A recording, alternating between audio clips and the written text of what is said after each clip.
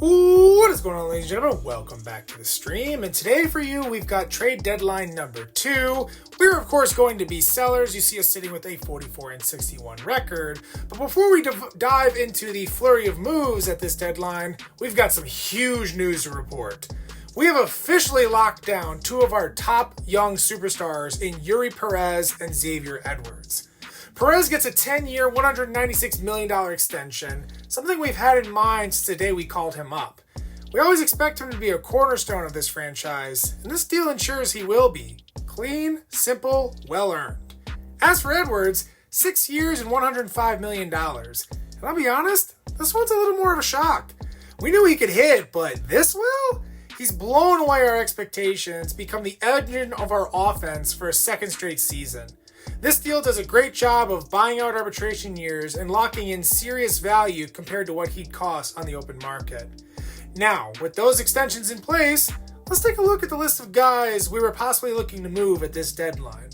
No massive stars this time around, but there was definitely some productive talent on the board, and a few players we'd been eyeing as potential trade chips for a while.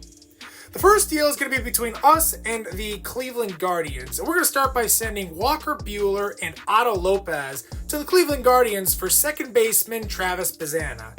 This is a big trade for us. The Guardians are firmly in the playoff hunt and we're feeling very aggressive, so we took advantage. They're going to add a veteran arm in Buehler, who's a former World Series champ and a two-time All-Star, and a guy in the middle of a resurgent season, all with a year still left on his deal at the end of this season. He gives them a true difference maker for the stretch run. They're also going to get Otto Lopez, which is going to offset the loss of Bazzana a bit, and also gives Cleveland an elite defensive keystone guy with some team control left. That's the kind of win-now addition you make when you're going for it. On our end, we take a swing on upside with Bazzana. He's having a little bit of a sophomore slump, sure, but his potential is obvious. He's dynamic, he's got good pop, and with another middle infield prospect knocking on the Guardians' door, they were kind of okay moving him. We're more than happy to take the bet on him, and I think it's going to pay off big for us. Our second trade is going to be sending Declan Cronin, Anthony Bender, and Jonah Bride to the New York Yankees for starting pitching prospect Elmer Rodriguez Cruz. The Yankees were really desperate for some bullpen help, and we had plenty of arms to spare. Cronin's been solid for us, but never fully clicked in the way that I would have liked to have seen out of him. And Bender also adds some depth for them at this deadline. And Jonah Bride, despite putting up respectable numbers for us, kind of was a square peg in a round hole for our long-term plans. And the Yankees really needed some help at their first base position, as their only first baseman right now is Ben Rice, and his production's been kind of lackluster this season.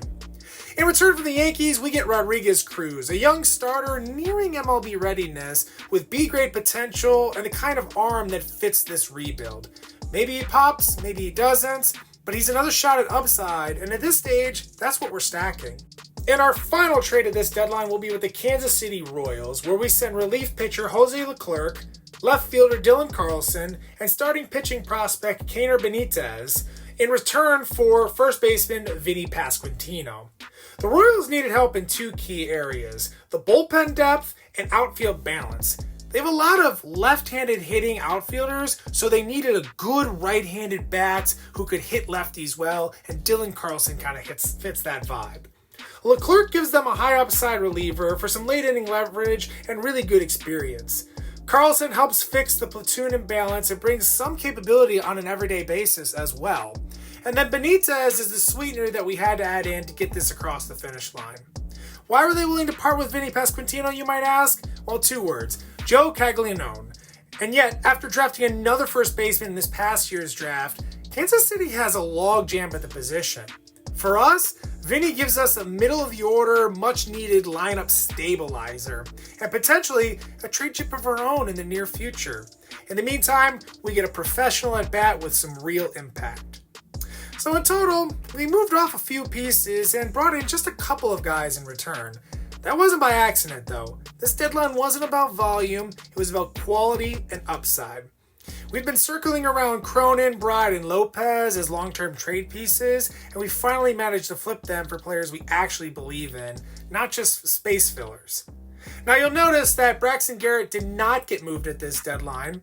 He's been pitching really well for us, but I kind of want to let it ride out a little bit longer. If he finishes this season strong, he could be the headline of a move this offseason.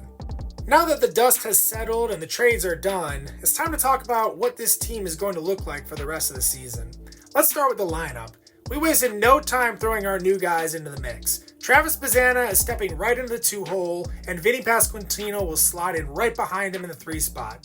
With Xavier Edwards still leading off and Connor Norby bringing the thunder in the cleanup role, that's a top 4 I can feel really good about moving forward. It's balanced, it's patient, and it gives us a legitimate offensive core to build around. On the pitching side of things, the departure of Walker Buehler means it's finally time to unleash our top prospect in the entire organization, Thomas White. He's finally getting his call to the show. He's going to make his MLB debut in our very next episode, and I cannot wait to see how he handles the moment. He's earned this. And with Declan Cronin now in pinstripes, we're going to reshuffle the bullpen a bit too. Ronnie Enriquez, who's been one of our more impressive arms this season, is getting a well-earned promotion to the closer's role.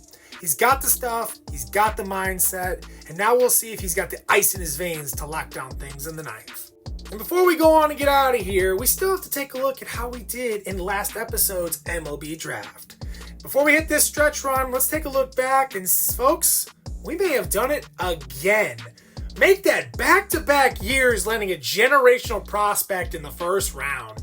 Boone Taylor is exactly the player we were hoping for, and somehow still exceeded our expectations. A true 5-tool talent, he's going to open up with a 65 overall and 98 potential. No flaws in his game, no developmental concerns, just premium, raw upside. He's going to give Enrique Reina a serious run for the title of best prospect in all of baseball. Just an unreal get at pick number 2. For our second selection, Alexis Rosa might not have been the most complete scouting report when we took him, but man did he pan out. He debuts with a 64 overall and 83 potential, already looking like a potential plus defender at third base with a cannon of arm and some real juice in the bat. The approach to the plate still needs some refining, but he's got the foundation to be a legitimate contributor for us in the future. Great value in the second round. For our third pick, Sean Bowman isn't flashy, and he's not going to be headlining any top 100 lists anytime soon, but this kid has stamina for days. He profiles as a potential innings eater, a workhorse type, and that's valuable in its own right.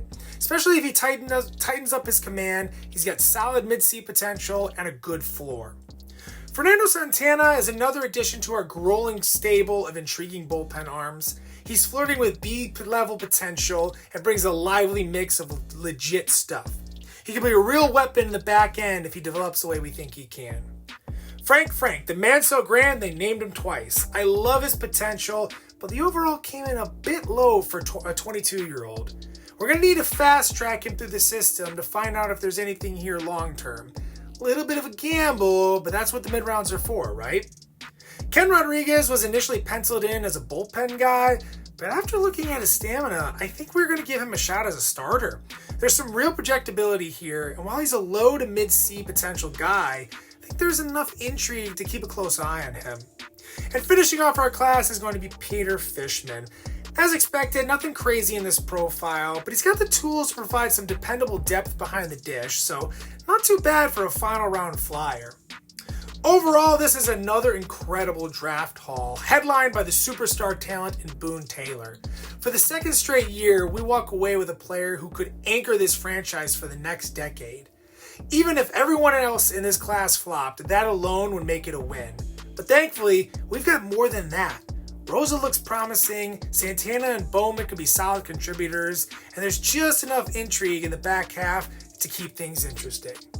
Well, that's all I got for you guys in this one. As I mentioned before, the next episode is going to be the MLB debut of Thomas White. But in the meantime, between time, I hope you all have a wonderful rest of your day, and I'm gone. Deuces!